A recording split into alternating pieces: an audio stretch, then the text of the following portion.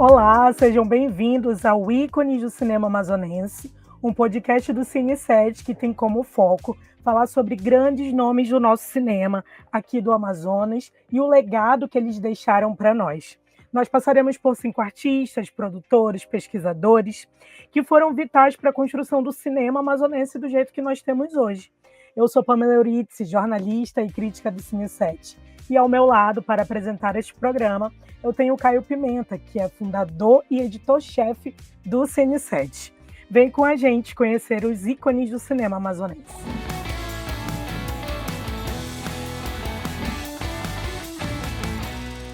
Hoje o tema é um jornalista, dramaturgo, romancista, diretor e crítico de teatro, diretor e crítico de cinema, cientista social, enfim, intelectual da Amazônia.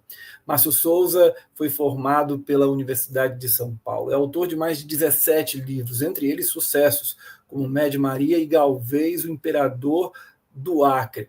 Obras, aliás, que viraram minisséries na Rede Globo. O Márcio Souza também foi diretor da Fundação Nacional de Arte, a Funarte, ocupou a cadeira de número 25 da Academia Amazonense de Letras e nos cinemas dirigiu, roteirizou A Selva, um dos principais longas-metragens do estado. E para falar sobre o Márcio Souza, a gente recebe o xará dele, Márcio Braz, cientista social e analista cultural.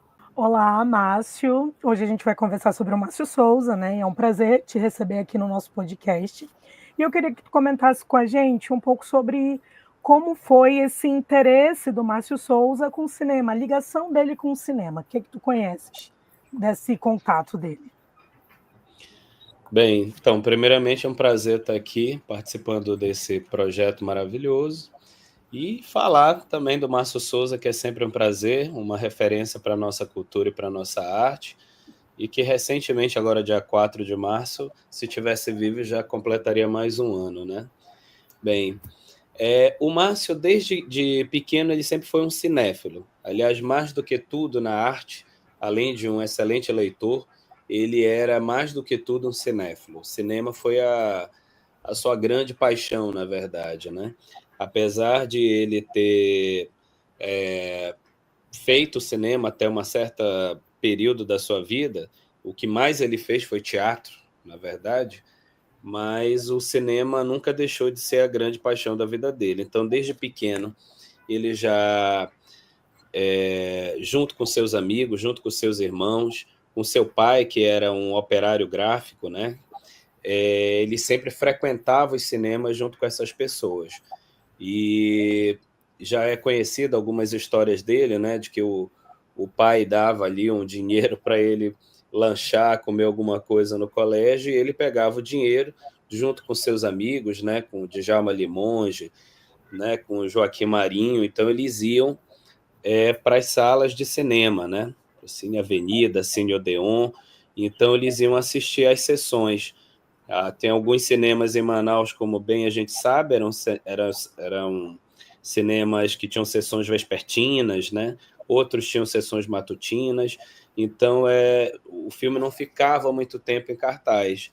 Então, eram oportunidades, né, para assistir alguns filmes. Então, esse início, essa paixão pelo cinema, eu acho que ele pegou toda uma geração, essa geração do Márcio, né, com Cosme Alves Neto, com Joaquim Marinho, né, com toda essa galera, com toda essa turma.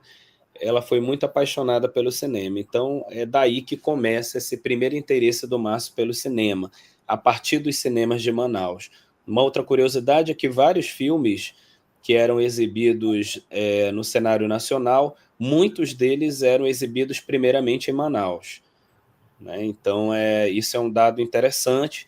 E muitos desses filmes eram articulados por esse grupo que eu falei, né? Que aí no início ali dos seus 13, 14, 15 anos, inclusive o período em que o Márcio começa, muito cedo, já a escrever críticas de cinema, nesse período eles começam a articular entre eles, mobilizar pessoas para que trouxessem os filmes, né? Que eles tinham conhecimento através do Variety de outros...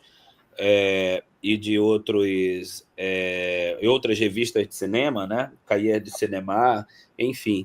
Então, eles tinham acesso a esses filmes, a esses lançamentos, eles articulavam junto com as embaixadas, junto com os consulados, e esses filmes eram exibidos em Manaus primeiramente.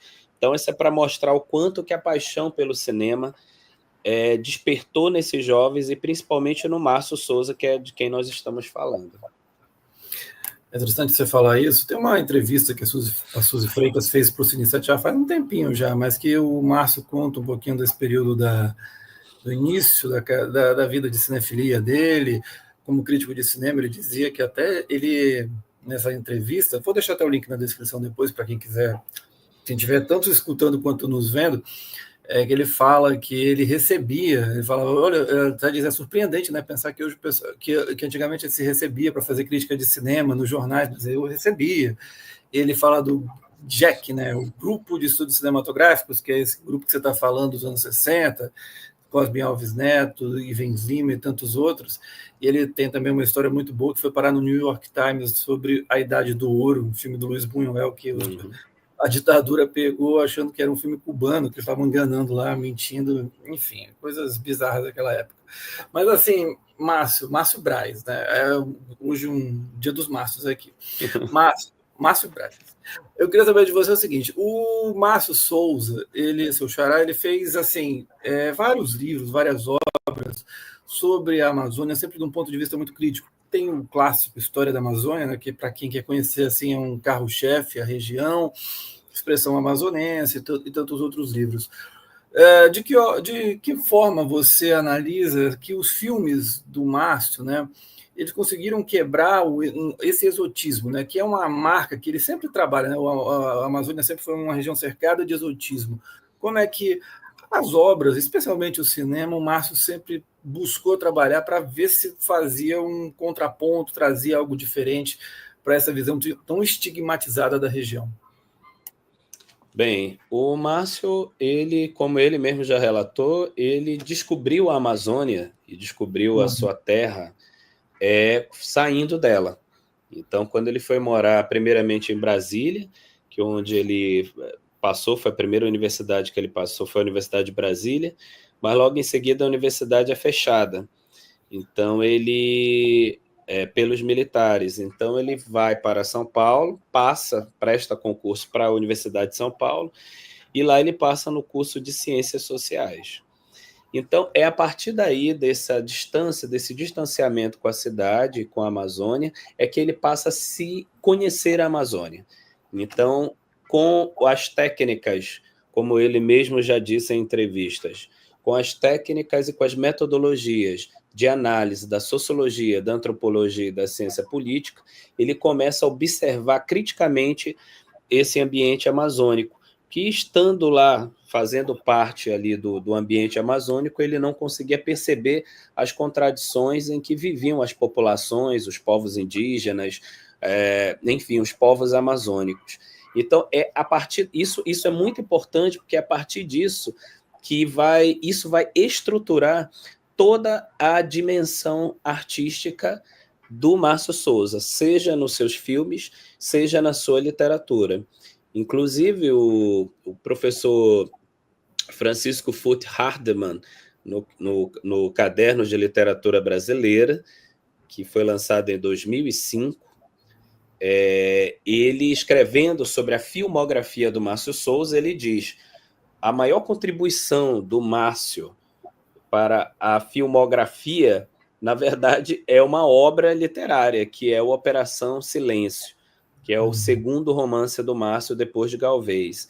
É um romance que até então ainda não foi traduzido para outro idioma, é o único romance dele que não foi traduzido, e na verdade, um romance que ele era um roteiro que o Márcio adaptou, mas ele ficou um roteiro delirante, né, dividido em duas partes, e esse roteiro ele fala sobre partes do Rio de Sangue, que é um roteiro onde ele chegou a filmar, né, no Peru, e aí ele vai utilizando várias técnicas de composição da terminologia de roteiros, né? Então ele, por exemplo, é um romance, a segunda parte principalmente tem muita a narrativa ela é muito técnica, de roteiro técnico, né? Então ele fala de plongée, contre-plongée. Então se você não entende a linguagem, você se perde naquele delírio. Então, essa técnica do cinema aliada a essa formação nas ciências sociais do Márcio Souza é que permitiu ele produzir obras que tivessem uma compreensão crítica sobre o seu processo regional. Então, só quando ele sai de Manaus é que ele começa a perceber criticamente isso, e o curso de Ciências Sociais faz ele perceber isso de uma forma metodológica. Inclusive, ele diz, né, eu fazia muita ficha, né, muito fichamento, que é o que a gente faz nas Ciências Sociais, porque eu também, assim como o Márcio, também sou cientista social. Então, ele fez muita ficha, e a partir dessas fichas ele ia analisando os dados e construindo, né, percebendo as obras cinematográficas dele a partir desse ponto de vista, através dessa crítica social. Eu quero aproveitar que tu está falando sobre isso, para a gente conversar um pouquinho sobre A Selva, que é tido como um dos principais filmes do Márcio Souza, né? E eu queria que tu comentasse para a gente como que ele deixou todos esses registros que tu comentaste há pouco, como que eles estão presentes dentro da Selva.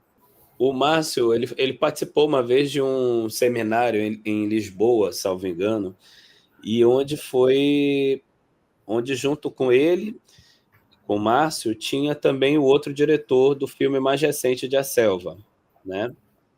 E quando foi exibido o filme A Selva do outro diretor, né, que teve, salvo engano, no elenco, eu acho que não sei se era Maite Proença que estava no...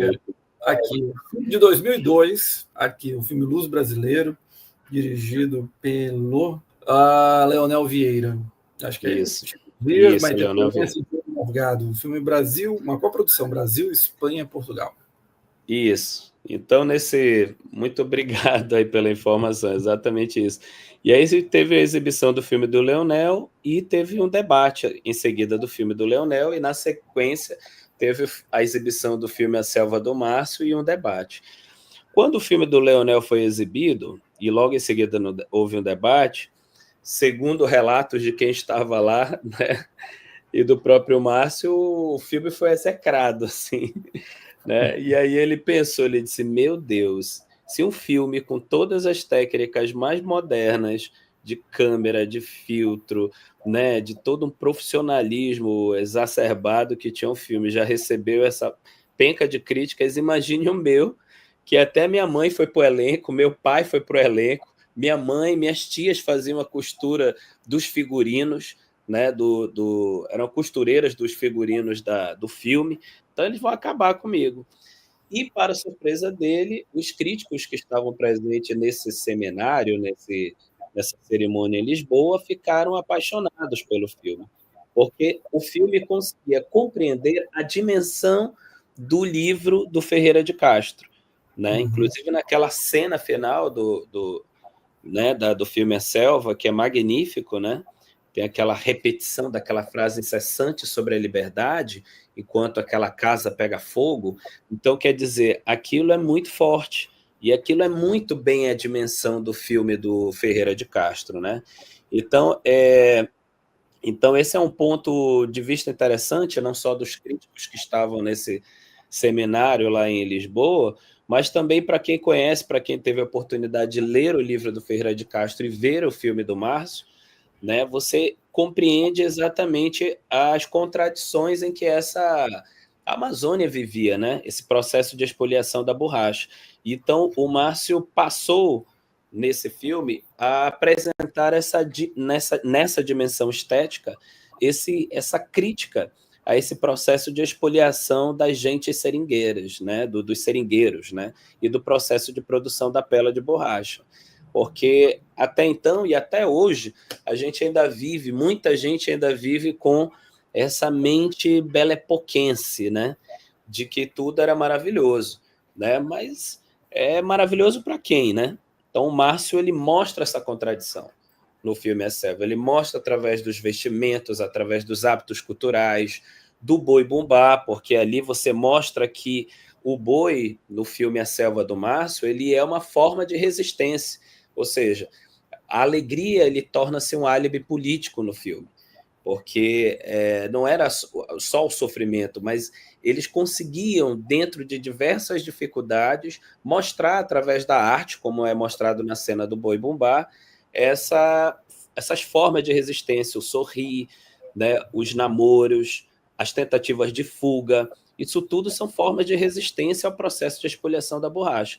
E o Márcio compreendeu muito bem isso no filme, né? Ele é muito influenciado pela Nouvelle Vague, então você tem tomadas longuíssimas ali no filme do Márcio, né?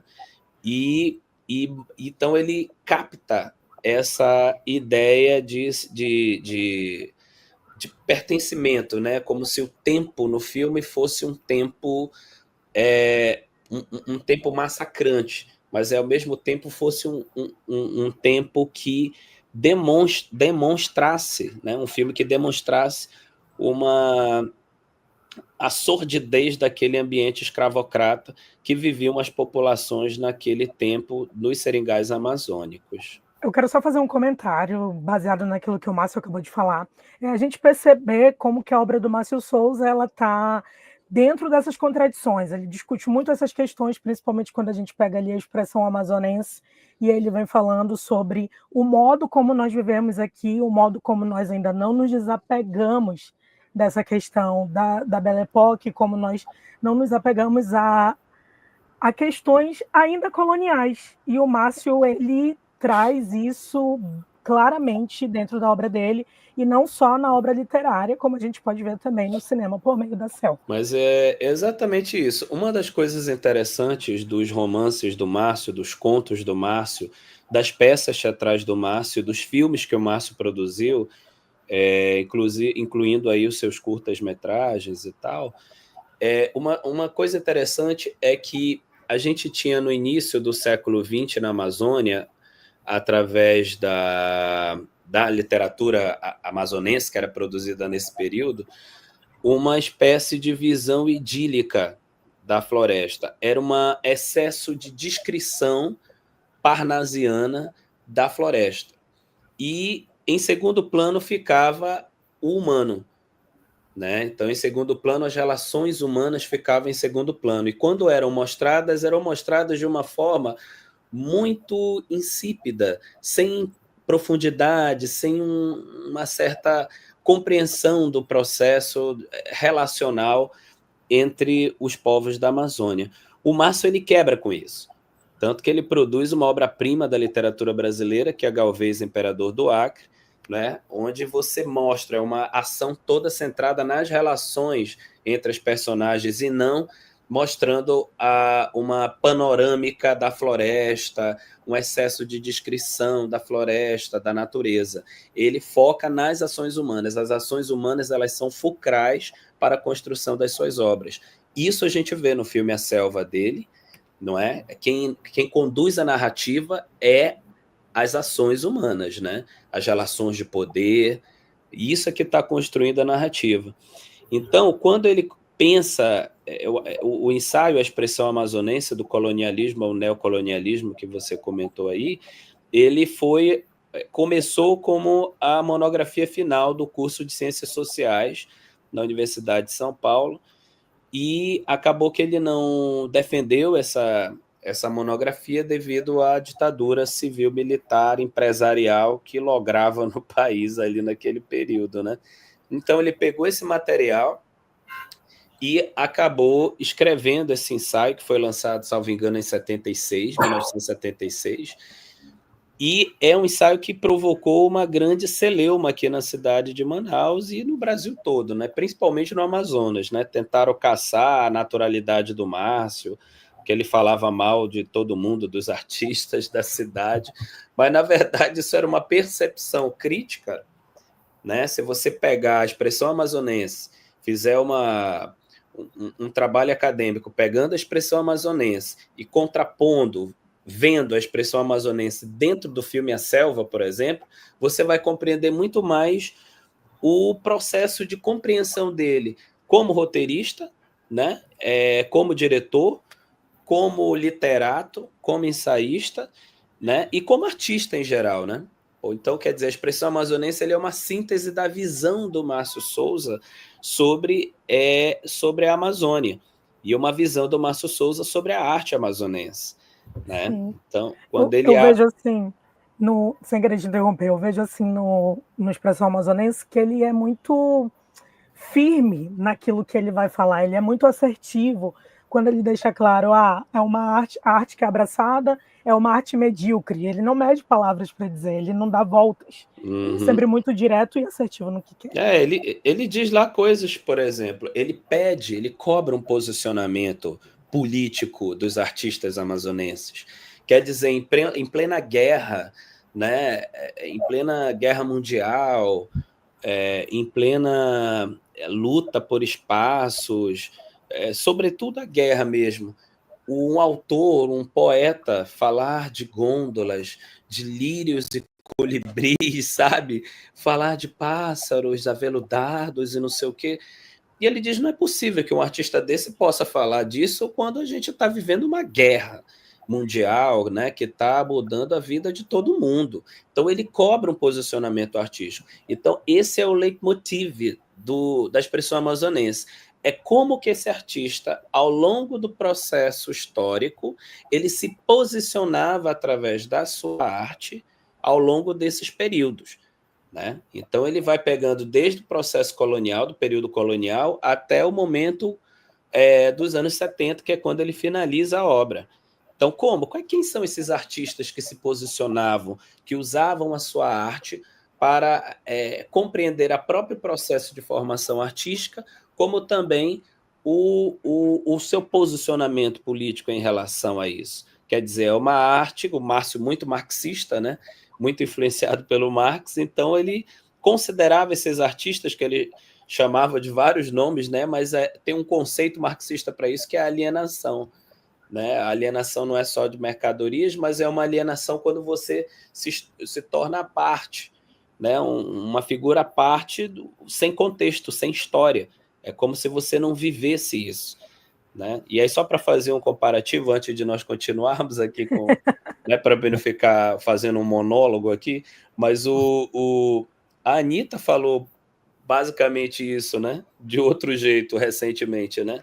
Quando ela diz assim, olha, a gente mora na favela, né? O trap, ele é feito na favela, então a gente não abre a janela e não vê, né, a rua asfaltada, né? A gente não vê o saneamento básico maravilhoso, a gente não vê todo mundo em condições de vidas boas. Então, o que a gente canta no funk é essa realidade da favela, né? Então, quer dizer, o que o Márcio estava querendo dizer com a sua obra lá atrás e com a expressão amazonense é isso, né? Como que você vai abrir sua janela, não é, e falar de um mundo, de uma natureza que está ali preservada, mas como se ela não estivesse lutando pela sua própria sobrevivência. Os povos que estão ali é como se não estivessem lutando pela sua sobrevivência. Então, o que ele cobra do artista é um posicionamento político diante do seu contexto, da sua realidade. Antes da gente continuar, porque Expressão Amazonense é um dos meus livros de cabeceira, então eu só queria complementar dizendo que, embora o Márcio tenha escrito nesse período, é um livro muito atual. É um livro que não perde a sua atemporalidade em torno de tudo isso, e principalmente do que nós vivemos aqui no Amazonas. Beleza, vamos então, deixa eu só voltar para a parte do cinema. Eu já li também, tá? Só para. É que os dois estavam tão empolgados aí, eu deixei. Mas é o seguinte, quero saber, Márcio, você falou um pouquinho, né, de algo que liga todas as carreiras do Márcio Souza, né? Seja no teatro, na literatura e no cinema. Mas falando de cinema, o que mais você destaca da obra dele? Olha, o que mais eu acho que eu percebo nessa obra do Márcio, eu acho que eu acho que ele tem uma paixão, não digo uma paixão, mas ele tem essa interesse nas relações sociais, mais do que na, na, na descrição de uma paisagem, né? Uhum. Como eu falei anteriormente, as ciências sociais e ficar fora de Manaus fez ele perceber esse universo. E ele buscou o tempo inteiro isso de modo incessante. Até quando nós fizemos, e eu digo nós porque eu participei como ator, né? Nós fizemos de uma gravação para a Rede Amazônica, né? Um produto audiovisual chamado Hamlet, né? Que chegou a ser exibido pela Amazonsat, mas quando nós fizemos Hamlet, não interessava uma cenografia, uma ambiência, tanto que nós fizemos dentro de um teatro, do Teatrinho do Sesc, né? Que não tinha um cenário, era um palco escuro, né? E fizemos ali as cenas, todas ali, né? E no hall do Sesc também chegamos a filmar a cena do baile. Mas quer dizer, o que interessava para ele naquela direção daquele produto audiovisual, daquele filme, era fazer com que nós, atores, percebêssemos os conflitos que os personagens estavam vivendo, né? Então, isso era o que mais me chamava a atenção na direção dele, no processo de direção dele, como também a gente percebe isso em outros filmes dele, né? Então, nos curtas-metragens, a gente percebe muito essa falta de essa negação ao floreio, ao repetitivo, ao beletrismo, a paisagem, né? O que mais me chama a atenção que eu destaco é esse foco na narrativa centrado pelos processos de relações sociais existentes nessas obras. Isso é o que eu destaco. Perfeito. A gente já está entrando na reta final da nossa conversa e eu queria que se tu pudesse descrever Márcio Souza, o legado dele, em uma frase. Eu sei que é difícil sintetizar, mas se tu fosse sintetizar em uma frase, qual frase seria essa? Realmente é difícil, né? Eu acho que eu posso parafrasear o Drummond quando falou da Cacilda Becker, né? Então, ano passado faleceu Márcio Souza, então vou parafrasear e dizer: morreram Márcio Souza, porque faleceu tantos homens em um. Faleceu um dramaturgo, faleceu o diretor de cinema, o amigo, o diretor de teatro, o crítico de cinema, o crítico de teatro, ele escreveu críticas também. Então, quer dizer, o legado do Márcio Souza, ele é multidimensional. Então, o ano de 2025, o ano de 2024, eu acho que nós perdemos e ganhamos Márcio Souza, né? Então, se eu puder resumir, eu acho que é isso, né? Viva Márcios Souzas, né? Vários Márcios Souzas em um só. Eu acho que esse é o principal legado dele, que era um apaixonado pela arte e pela Amazônia, né? Então, com grande contribuição em todas as áreas. Bem, a gente quer te agradecer pela tua presença aqui no nosso podcast, por ter contribuído e nos apresentar mais sobre o Márcio Souza. E esse foi mais um episódio do Ícones do Cinema Amazonense, um podcast do Cine 7, realizado com o apoio da Prefeitura de Manaus, por meio do recurso da Lei Paulo Gustavo. Eu espero que vocês tenham gostado e a gente se encontra no próximo episódio.